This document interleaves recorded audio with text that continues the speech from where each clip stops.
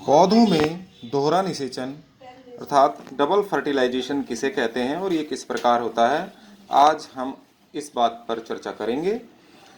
देखिए, दोहरा निषेचन को समझने के लिए हमें पहले निषेचन को समझना होगा कि फर्टिलाइजेशन किसे कहते हैं। फर्टिलाइजेशन में देखिए, नर युग्मक जिसे मेल गैमीट कह सकते हैं और मादा युग्मक फीमेल गैमीट, ये नर भाग में या नर में बनता है, मादा युग्मक मादा भाग यानी कि मादा में बनता है। ये दोनों युग्मक फ्यूज होकर यानी कि जुड़कर संलयित होकर संलयन करके जाइगोट का निर्माण करते हैं। तो इस प्रोसेस को, जिसमें नर युग्मक और मादा युग्मक संलयित होकर या जुड़कर जाइगोट बनाते हैं, उसे हम निषेचन कहते हैं। ये बात ध्यान रखना, फर्टिलाइजेशन किसे कहते हैं? नर और मादा युग्मक का जुड़ना और जुड़ने के बाद क्या बनता है? जाइगोट यानी कि युग्मनज बनता है। इस क्रिया को हम फर्टिलाइजेशन या निषेचन कहते हैं। पौधों में निषेचन 2 बार होता है, तो इसीलिए इसको हम दोहरा निषेचन या डबल फर्टिलाइजेशन कहते हैं। देखेंगे हमने आप लोगों को प्रारूपी पुष्प की एक संरचना बताई, बिल्कुल उसी से संबंधित हम देखिए दोबारा से पुष्प की एक संरचना बनाएंगे, जिसमें ये हमने देखो मादा भाग बनाया, ये पौधे का मादा भाग है। यहाँ सबसे ऊपर का जो भाग है इसको हम वर्तिकाग्र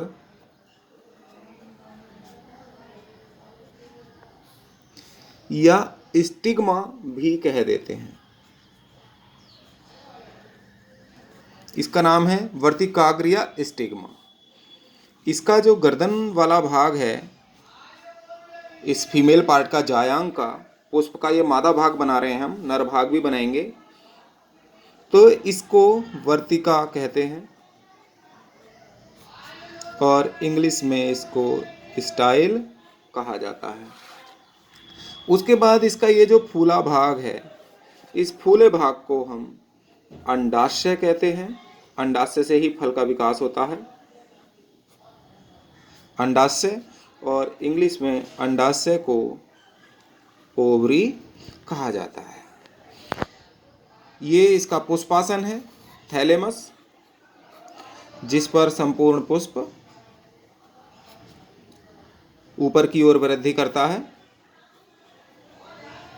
इसको हम थैलेमस कहते हैं, पुष्पासन है। इसी से कैलिक्स, कोरोला आदि और पूरा जायांग ऊपर की ओर लगे रहते हैं। इस पर ये आधार्य भाग होता है पुष्प का, जिसे पुष्पासन कहा जाता है।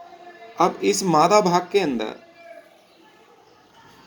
हमने यहाँ देखिए एक गोल संरचना बनाई। इसके अंदर 3 कोशिकाएं हैं।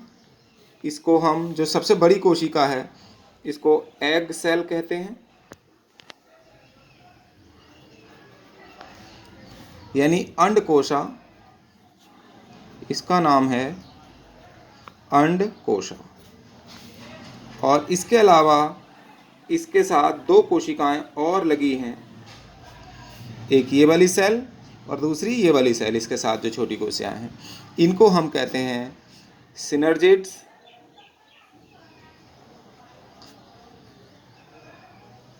सिनर्जिड्स या सहायक कोशिकाएं।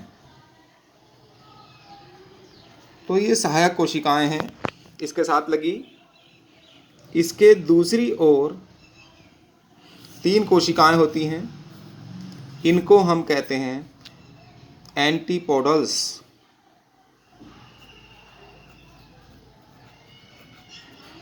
यानी कि प्रतिमुख कोशिकाएं। इनका नाम है प्रतिमुख कोशिकाएं। और बीच में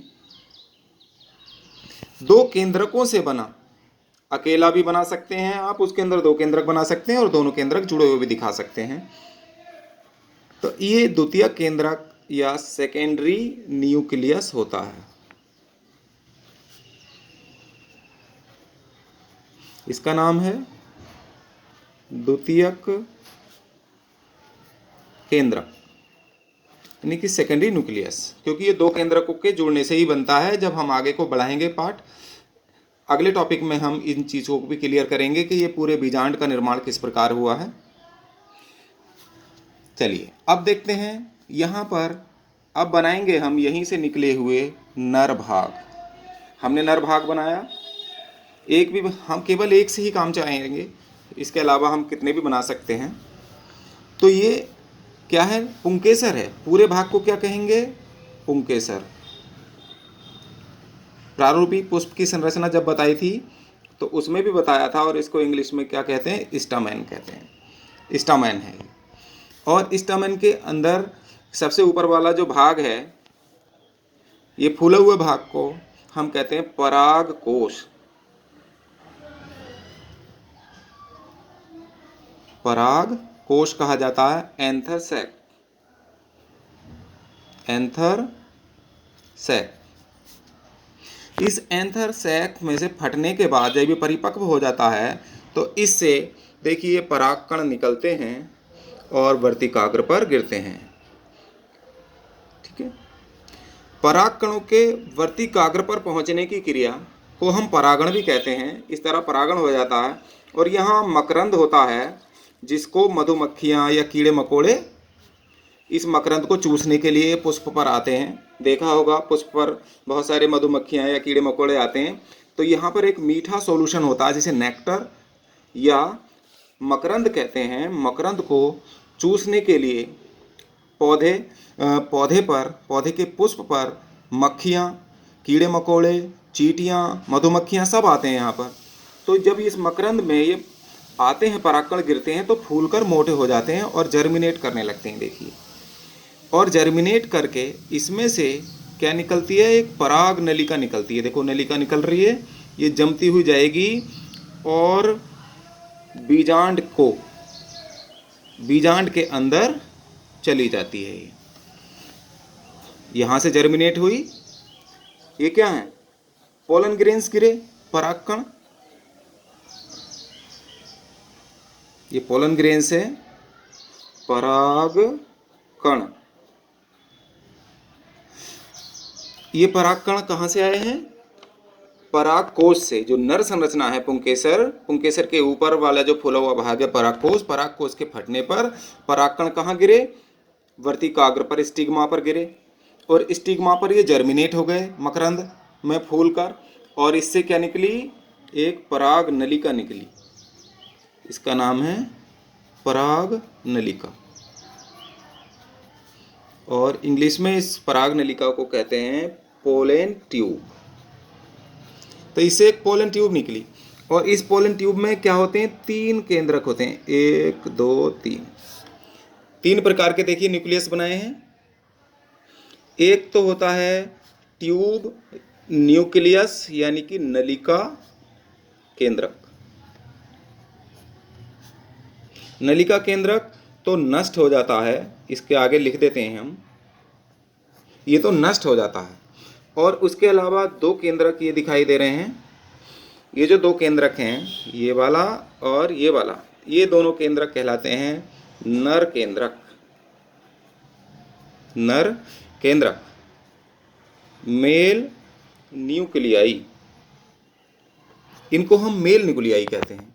ये नर केंद्रक जाकर किससे जुड़ता है? अंडकोशा से, और दूसरा नर केंद्रक जाके जुड़ता है द्वितीयक केंद्रक से। तो इस प्रकार एक ही बीजांड में निषेचन कितनी बार होता है? निषेचन 2 बार होता है। इसे हम दोहरा निषेचन कहते हैं। देखो नर केंद्रक किस किस से जुड़ा? यहाँ पर देखिए दो प्रोसेस हुई। दोहरा निषेचन क्या है? नर केंद्रक किससे जाके जुड़ा? अंडकोशा से। नर केंद्रक अंडकोशा से जुड़ा तो इसने बनाया जाइगोट। एक निषेचन ये हुआ, और दूसरी प्रोसेस क्या हुई? दूसरा जो नर केंद्रक है किससे जाकर जुड़ा? द्वितीयक केंद्रक से। द्वितीयक केंद्रक से जाकर जुड़ता है, और द्वितीयक केंद्रक से जब जाकर जुड़ता है तो ये बनाता है भ्रूणपोष। भ्रूणपोष बनाता है, इसको हम एंडोस्पर्म कहते हैं। ये भ्रूणपोष बनाता है। तो इस प्रकार आपने देखा ये नर केंद्रक हैप्लॉइड होता है और अंडकोशा भी हैप्लॉइड होती है और जाइगोट डिप्लॉइड बनता है। देखिए मान लीजिए n है इसमें गुणसूत्रों की संख्या और अंडकोशा में भी n है, तो जाइगोट में 2n हो जाएंगे, यानी कि डिप्लॉइड हो जाएगी संख्या, डबल हो जाती है। केंद्रक हैप्लॉइड होता है नर केंद्रक और द्वितीय केंद्रक 2n होता है पहले से ही, तो भ्रूणपोष कैसा बनता है, ट्रिपल n यानी ट्रिप्लॉइड बनता है। तो इस क्रिया को जो दूसरा केंद्रक जब द्वितीय केंद्रक से जाकर मिलता है तो इस प्रोसेस से भ्रूणपोष बनता है, एंडोस्पर्म बनता है। इसे हम त्रिक समेकन भी कह देते हैं या त्रिक संलयन, त्रिक समेकन या त्रिक संलयन कहते हैं और इंग्लिश में इसका नाम ट्रिपल फ्यूजन भी कहा जाता है। ये आगे समझ में आ जाएगा क्योंकि ये डिप्लॉयड क्यों होता है द्वितीय केंद्रक। इससे अगले टॉपिक में जब आप समझेंगे तो इन चीज़ों को अभी से ही, जैसे फ्लावर की संरचना है और ये हमने बनाया है आप लोगों के लिए, पौधों में दोहरा निषेचन है, डबल फर्टिलाइजेशन है, इनको आप बढ़िया करके तैयार कर लें। और कोई भी समस्या हो तो आप व्हाट्सएप ग्रुप पर पूछ सकते हैं या सीधे फ़ोन करके मुझसे पूछ सकते हैं, क्योंकि अगर आपके ये समझ में नहीं आया तो आगे जो टॉपिक आ रहे हैं वो भी बिल्कुल समझ में नहीं आएंगे। तो यहाँ देखा आपने दोहरा निषेचन क्या है कि एक ही बीजांड के अंदर निषेचन एक केंद्रक किससे कर रहा है, अंडकोशा से, और दूसरा किससे कर रहा है, निषेचन द्वितीय केंद्रक से। तो एक ही बीजांड में निषेचन कितनी बार हुआ, 2 बार, इसीलिए इसको हम दोहरा निषेचन कहते हैं। और अब कई बार ये भी सवाल आ जाता है कि ट्रिपल फ्यूजन या त्रिक समेकन या त्रिक संलयन किसे कहते हैं, इसको समझाइए। तो क्या है, दूसरा जो नर केंद्रक है वो द्वितीय केंद्रक से जुड़ जाता है और क्या बनाता है, भ्रूणपोष बनाता है, ट्रिप्लॉइड बनाता है। क्यों, क्योंकि द्वितीय केंद्रक पहले से ही डिप्लॉइड होता है और नर केंद्रक हैप्लॉइड होता है यानी कि n होता है और द्वितीय केंद्रक 2n होता है।